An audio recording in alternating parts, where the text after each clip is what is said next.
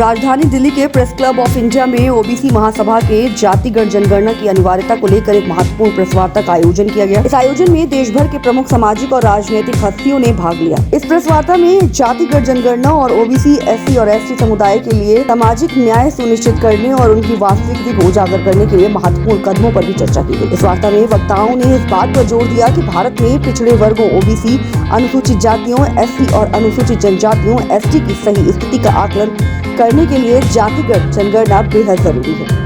वक्ताओं ने कहा कि ओबीसी के लिए केंद्र सरकार की नौकरियों और शिक्षण संस्थानों में 27% आरक्षण सुनिश्चित है, लेकिन वास्तविकता यह है कि केंद्र में कुल 4.87 लाख नौकरियों में ओबीसी की हिस्सेदारी मात्र 14.6% है, जो उनके आरक्षण कोटे के काफी कम है। वहीं इस प्रेस वार्ता में मौजूद पूर्व राज्यपाल सतपाल मलिक ने भी अपने वक्तव्य में कहा कि जातिगत जनगणना सिर्फ आंकड़ों का विषय नहीं है, ये सामाजिक न्याय का आधार है। ओबीसी, एससी और एसटी समुदायों को आज भी उनकी आबादी के हिसाब से संसाधन और अधिकार नहीं मिल रहे। शिक्षा और रोजगार में हमारी स्थिति दयनीय है। सरकार की योजनाओं और आरक्षण की समीक्षा तभी हो सकती है जब सही आंकड़े हमारे पास हों।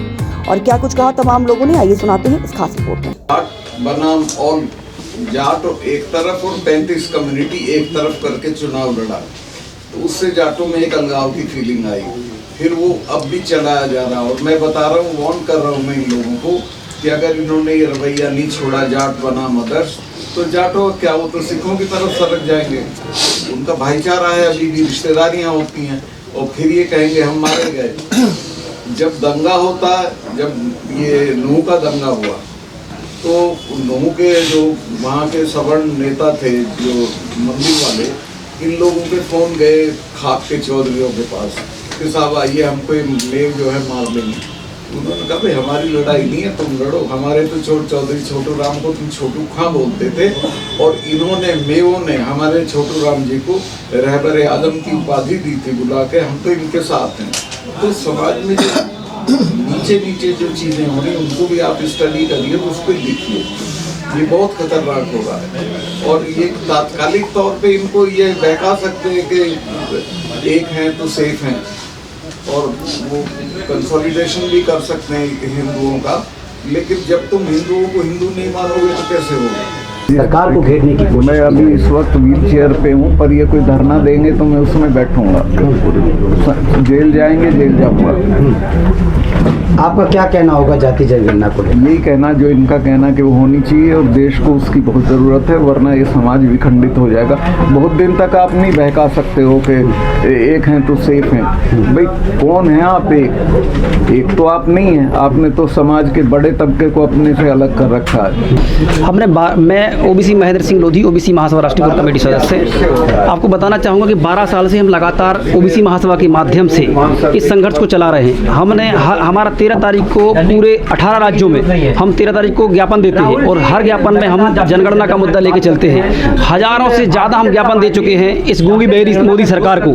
इसके बाद भी इसका कोई असर नहीं हो रहा है। इसलिए हम आने वाले समय में हमने ऐसा प्लान बनाया है कि आज शीतकालीन सत्र है। आज हमने चैलेंज किया यहाँ पे, अगर सरकार निर्णय नहीं लेती है तो हम निश्चित ही ये दिल्ली की धरती पर आके किसान आंदोलन से बड़ा आंदोलन करेंगे, क्योंकि हमारी संख्या 65% है, और हमारे संवैधानिक प्रेमी ओबीसी जो एससी और एसटी और माइनॉरिटी समाज के लोग हैं वो भी हमारे साथ हैं। तो हम इस आंदोलन को बहुत बड़ा आंदोलन करेंगे और सरकार को बता देंगे कि ओबीसी समाज कमजोर नहीं है। हम भी साहू, फूले और अवंती, ब्रह्मानंद स्वामी, तमाम जितने हमारे गुरु हैं उनकी औलाद हैं, हम भी लड़ना जानते हैं। बुंदेलखंड से एक यात्रा की बात कर रहे हैं कि यात्रा चल के यहाँ दिल्ली आएगी, कब आएगी? ये 10 दिसंबर से यात्रा शुरू हो रही है, ये भोपाल जाएगी। भोपाल के बाद ये दिल्ली की ओर कूच करेगी, और इसमें लाखों की संख्या में हम सड़कों पे निकल के दिल्ली तक पहुंचेंगे और मोदी को बताएंगे कि देखो ये है असली ओबीसी समाज, और आप नकली ओबीसी हैं, आरएसएस की प्रयोगशाला के ओबीसी हैं। आप क्या लगता है क्यों केंद्र सरकार यानी प्रधानमंत्री नरेंद्र मोदी क्यों जाति जनगणना क्यों नहीं कराना चाहते? देखिए, मोदी जी को ये मालूम है, उनके पास पहले 2011 के आंकड़े हैं कि सवर्णों की संख्या बहुत कम कम है और हर डिपार्टमेंट में हर जगह विधायिका, कार्यपालिका, न्यायपालिका, मीडिया, इन सभी जगह वो लगभग 90% से ज़्यादा संख्या में बैठे हैं। और अगर जातिगत आंकड़े ओपन होते हैं तो निश्चित तौर पे मोदी सरकार जो है वो कहीं ना कहीं भ्रम की स्थिति में आ जाएगी और कई जातियों को ये लगेगा कि हमें तो इनने नेतृत्व तो दिया ही नहीं है, हमारी कोई इसमें भागीदारी नहीं है, तो वो पार्टियां भी छोड़ सकते हैं इनकी। एक अंतिम सवाल, कितने सैकड़ों के लोगों में संख्या में आप लोग आएंगे, प्रदर्शन करेंगे? हम लगभग लाखों की संख्या में आएंगे। कौन कौन इसमें उपस्थित रहेंगे? ये देश के अंदर जितने भी ओबीसी, एसटीसी, माइनॉरिटी समाज के, सिख समाज के, जाट समाज के सारे संगठन, किसान आंदोलन के संगठन, सभी संगठनों को मिला के हम जाति जनगणना का आंदोलन करेंगे। इस कॉन्फ्रेंस को लेकर जैसा कि एक सवाल बहुत ज़्यादा चल रहा है, एक रहेंगे तो सेफ रहेंगे और बटेंगे तो कटेंगे। एक रहेंगे तो सेफ रहेंगे तो पहले सोचना चाहिए था ना, एक करना चाहिए था ना। जो वनवादी व्यवस्था में 4 वर्णों में बांट दिया, पहले हिंदुओं को 4 वर्णों में बांटने के बाद कह रहे हो एक हो जाओ, 6743 जातियों में हमें बांटने के बाद कह रहे हो एक हो जाओ।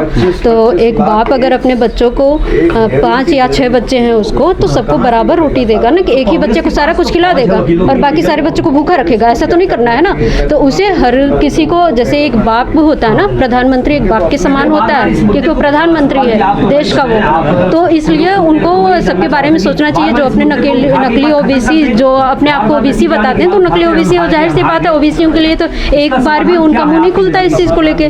तो मैं यही कहना चाहूँगी कि जातिगत जनगणना ओबीसी महासभा के नेतृत्व में जो मुद्दा उठ रहा है वो पूरे देशव्यापी तौर पे एक बड़ा जन आंदोलन होगा। और देखिए, ओबीसी महासभा का जो कार्यक्रम है, आज प्रेस कॉन्फ्रेंस के माध्यम से हम देश को ये बताना चाह रहे थे कि देश में ये हालात हैं ओबीसी, एससी, एसटी और माइनॉरिटी समाज की। तो इसके लिए मैं सभी लोगों ने अभी बोला है, तो मैं एक दिल्ली का भी मुद्दा आपको बताना चाहता हूँ, क्योंकि दिल्ली सरकार है, दिल्ली में क्या हो रहा है। दिल्ली में देखिए, दिल्ली में हर स्टेट में ओबीसी का नगर निगम में रिजर्वेशन है, लेकिन दिल्ली में, स्पेशल दिल्ली की बात करें तो दिल्ली में नगर निगम में कोई भी रिजर्वेशन नहीं है। और दिल्ली की जो सर्टिफिकेट बनाने की प्रक्रिया इतनी जटिल है कि इसमें ओबीसी समाज के लोग, एससी समाज के लोग सर्टिफिकेट न बनाने के कारण, न बन पाने के कारण वो लोग जनरल कोटे में चले गए और उनको किसी भी प्रकार का कोई लाभ नहीं मिल पा रहा है। तो यही कहना चाह रहा हूँ कि आज का जो प्रेस कॉन्फ्रेंस मीडिया के माध्यम से हम आप देश को बताना चाहते हैं कि देश में इस तरीके की हालात है एससी, एसटी, ओबीसी और माइनॉरिटी समाज के लिए। आज सभी हमारे अतिथिगण जो आए हैं, सभी लोगों ने अपनी अपनी बात रखी। बड़ा आंदोलन का ऐलान किया गया है। बिल्कुल किसान आंदोलन की तर्ज पे एक बड़ा आंदोलन होगा। देश को हम बताएंगे, दिल्ली केंद्र है तो दिल्ली में हम लोग सब बताएंगे, पूरे देश के लोग, प्रदेश के लोग, सभी अन्य स्टेटों से लोग भी दिल्ली में आकर और ये दिल्ली को घेरने का काम करेंगे। के द्वारा जिस देश के अंदर आधे से ज़्यादा आबादी है, हर दूसरा आदमी ओबीसी है। 1931 में जब अंग्रेजों के द्वारा जातिगणना कराई गई, लेकिन आज दिनांक तक सरकारों के द्वारा जातिगणना नहीं कराई। इसको देखते हुए आज काफ़ी ओबीसी वर्ग में रोष है और इस लड़ाई के लिए इस प्रकार से हम लोग पूरे देश के अंदर जातिगणना के लिए लड़ रहे हैं। हम कहना चाहते हैं कि इस देश के अंदर पिछड़े वर्ग की जो बीमारी है उसकी जांच होना चाहिए। जब बीमारी की जब तक इन्वेस्टिगेशन नहीं होगा कौन सी बीमारी है, तब तक इस देश के अंदर उस पिछड़े वर्ग को सामाजिक, आर्थिक और राजनीतिक जो बीमारी है वो जब तक नहीं पता चलेगी। इसके लिए हम ओबीसी महासभा लगातार इस काम को कर रहे हैं। जिस प्रकार से अभी जो आरएसएस के द्वारा, भारतीय जनता पार्टी के द्वारा, मनुवादी सरकारों के द्वारा जो बांटने और काटने वाली बात कही जा रही है, ये देश फुले अम्बेडकर साहू का देश है और ये जिस देश में सामाजिक न्याय की लड़ाई लड़ने वाले हमारे योद्धा हैं, जो सामाजिक न्याय के तौर पर शरद यादव जी ने लड़ा, जिस प्रकार से कांसी राम साहब ने लड़ा, सुखलाल कुशवाहा ने लड़ा, सोनलाल पटेल ने लड़ा, उस लड़ाई को हम आज भी उस लड़ाई को ओबीसी महासभा के द्वारा लड़ाई। कितना बड़ा रूप आंदोलन लेने वाला है? ये पूरे देश के अंदर ये एक बहुत बड़ा किसान आंदोलन से बड़ा आंदोलन होगा, क्योंकि इस देश के अंदर आधे से ज्यादा आबादी हमारी है और हर दूसरा आदमी ओबीसी है। जो किसान आंदोलन से बड़ा, क्योंकि किसान भी हम हैं, इस देश के जवान भी हम हैं और यहाँ संविधान को मानने वाले भी हम ही लोग हैं। जो आज जो अपने आप को सनातन कह रहे हैं, हिंदू कह रहे हैं, ये पूर्ण रूप से राजनीतिक स्टैंड है उनका, लेकिन ये सब झूठ की कहानी है। अब ज्यादा चलने वाली ओबीसी जितना आज घूम रहा था कि हर समय तुमने हमें कामर में लगा दिया, तुमने मुसलमान के घर पे झंडा लगाने में लगा दिया, अब वो लगाने वाला नहीं है। अब वो अपने अधिकार के लिए, सामाजिक न्याय के लिए वो लड़ रहा है, वो लड़ेगा और अपनी हिस्सेदारी लेगा। और अगर जिस प्रकार संसद के अंदर अगर सांसदों ने जो ओबीसी तत्कालीन सत्र में ओबीसी के सांसद हैं, यदि नहीं किए तो उनके काले मुंह किए जाएंगे। और इस बात के लिए ओबीसी महासभा प्रत्येक क्रांतिकारी साथी इस काम के लिए लगा है।